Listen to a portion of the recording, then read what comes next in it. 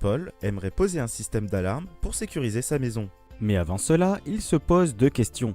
Doit-il faire appel à un professionnel ou s'occuper seul des travaux?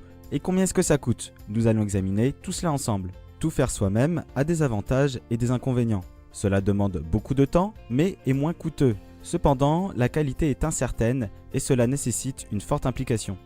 En premier lieu, Paul doit apprendre à poser un système d'alarme, ce qui va lui demander 2 heures d'apprentissage. Il doit ensuite acheter les fournitures nécessaires à la pose.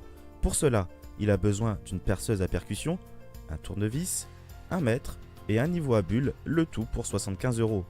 À cela s'ajoute le kit d'alarme sans fil qui peut coûter entre 200 et 800 €. Paul opte pour un système à 455 €. Paul peut maintenant se mettre au travail, ce qui devrait lui demander 5 heures de pause.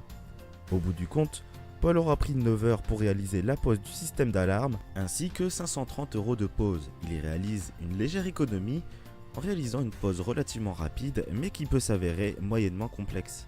Faire appel à un artisan amène des avantages différents. Cela réclame peu de temps et d'investissement, cependant les travaux seront plus coûteux. En contrepartie, cela assure de la qualité finale et permet une garantie des travaux.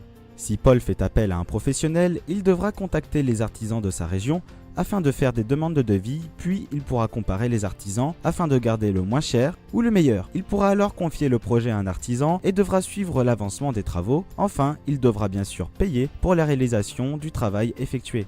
En passant par un professionnel, Paul dépense 770 € et seulement 3 heures de son temps libre. Il s'assure de la qualité de pose et dispose des garanties. Petit bilan, Paul réalise une économie et paye moins cher que s'il faisait les travaux lui-même.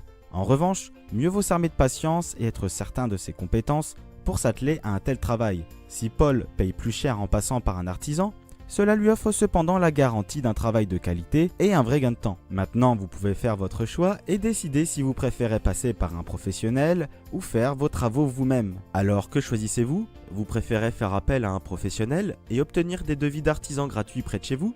Ou bien vous préférez découvrir la méthode ainsi que la liste des outils nécessaires afin de réaliser les travaux vous-même? Alors rendez-vous sur quilefait.com en suivant les liens dans la description.